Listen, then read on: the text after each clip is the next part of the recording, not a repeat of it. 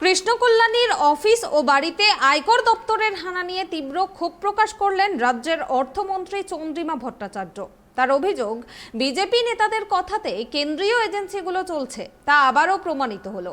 প্রসঙ্গত, বেশ কয়েক মাস আগে বিধানসভায় কৃষ্ণকল্যাণীকে দেখে নেওয়ার হুমকি দিয়েছিলেন বিরোধী দলনেতা শুভেন্দু অধিকারী। তার অফিস ও বাড়িতে আয়কর দপ্তরকে দিয়ে রেড করানোর হুমকি দিয়েছিলেন শুভেন্দু। বুধবার কৃষ্ণকল্যাণীর বাড়ি এবং অফিসে আয়কর হানার পর অনেকেই বলছেন, বিজেপি নেতারা যা বলেন কেন্দ্রীয় এজেন্সিগুলো তাই করে।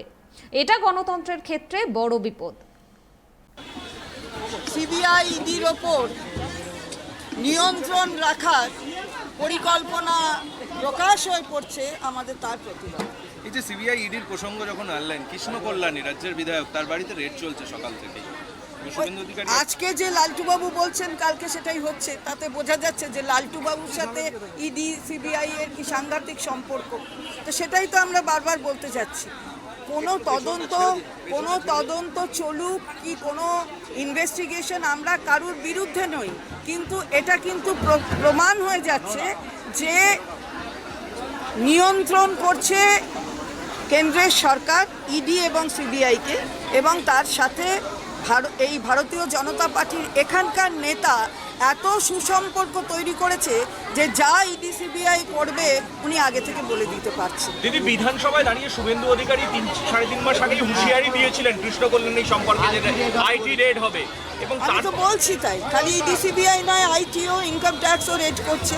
সুতরাং তিনি যা বলছেন আজ, সেটাই ইডি সিবিআই করছে কাল, তাহলে বোঝাই যাচ্ছে ওনার বাড়িতেই কেন হচ্ছে। আমরা তো বলছি ওনার বাড়িতে, মানে ওনার বাড়িতে কেন, লালটুবাবুর বাড়ি, লালটুবাবু সব কিছু বাইরে থাকছেন কেন সেটা জানি না, ওনার বাড়িতে কেন আপনি বলছেন যে মানে কৃষ্ণকল্যাণীর বাড়িতে হচ্ছে কেন, সেটা ওরাই তো বলবে কেন হচ্ছে। তার কারণ হচ্ছে পরিকল্পনা করেছে, ওদের থেকে হয়তো একটু দূরত্ব তৈরি হয়েছে কৃষ্ণকল্যাণী, তার জন্য।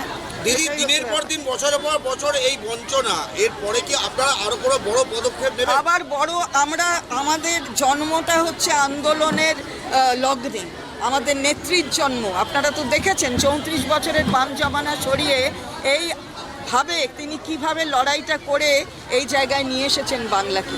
তো সুতরাং আমরা আমাদের আন্দোলন চালাবো। ওরা যদি ভেবে থাকে যে আমাদের দুর্বল কোথাও, তাহলে তারা মূর্খের স্বর্গে বাঁচবে।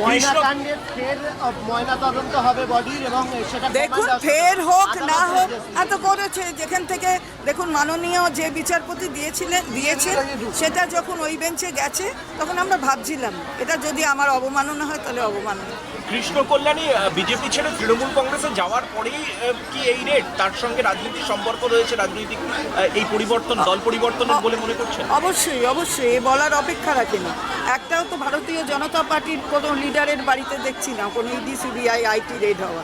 সুতরাং বোঝাই যাচ্ছে যে যদি তৃণমূলের হয় অথবা তৃণমূলের কাছাকাছি কেউ আসে, তার বাড়িতে হবে। শুভেন্দু অধিকারী টুইট করেছেন যে সরকারি কর্মীদেরকে অভিষেক বন্দ্যোপাধ্যায় পার্টির নির্বাচনের প্রিসাইডিং অফিসার হিসেবে নিয়োগ। ওনাকে বেশি কথা বলতে বারণ করুন।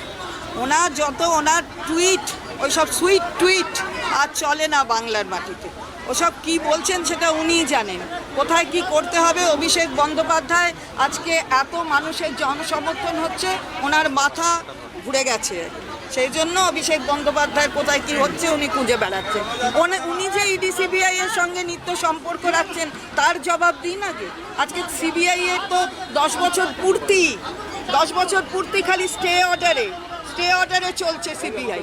তো স্টের 10 বছর, 9ই নভেম্বর একটা 2013 সালে স্টে হয়েছিল, আর এই বছরে আমরা 2023-এ আছি। কলকাতার পুলিশ কমিশনার মানহানির মামলা করলেন শুভেন্দু অধিকারীর বিরুদ্ধে, যে কালীঘাট থেকে একটা বাস ঘোরানো হচ্ছিল, উনি টুইট করেছিলেন ওতে টাকা থাকতে পারে, ওটা একটা প্রচারের বাস ছিল যা জানা যায়। সেটা ঠিক, যেটা করেছেন উনি মানহানির মামলা নিশ্চিত বুঝে খুঁজে করেছেন।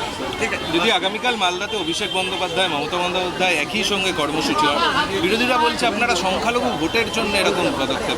বিরোধীরা কি বলছে জানি না, ওরা কি বলতে চায় সংখ্যালঘু ভোট ওদের চাই না নাকি? সংখ্যালঘু কি, সংখ্যাগুরু, সংখ্যালঘু সব আমাদের সঙ্গে রয়েছে। সুতরাং কি বলছেন, এই যে সংখ্যালঘুদের হিট করে অনেক কথা বলেন, তাহলে গিয়ে বলুন সংখ্যালঘু পাড়ায় গিয়ে যে তোমাদের ভোট আমরা চাই না, তা তো বলেন না। তাহলে head I win tail you lose নাকি? শুভেন্দু অধিকারী বলছেন ওই বাসটাকে নাকি সিজ করতে হবে, যেটা নিয়ে মানহানি মামলা হলো সেই বাস। উনি কি বলছেন জানি না, উনি সিজারের কি বোঝেন বুঝি আমি জানি না। কোথায় ও reason to suspect, reason to believe এগুলো জানেন কি উনি? উনি তো আইনসভার সদস্য, আইন সম্পর্কে অয়ের জ্ঞান নেই, এত দূরের কথা। ময়নায় বিজেপি কর্মী গুলিতেই মৃত্যু হয়েছে, রাজ্য জানিয়ে দিয়েছে।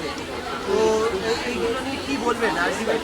আর কি বলবো, তদন্ত চলছে, ওটা নিয়ে বলার তো কিছু নেই। দিদি, অভিষেক বন্দ্যোপাধ্যায় বলছেন যে 2011 পর থেকে দলে বেশ কিছু বিনোজল ঢুকে গিয়েছে।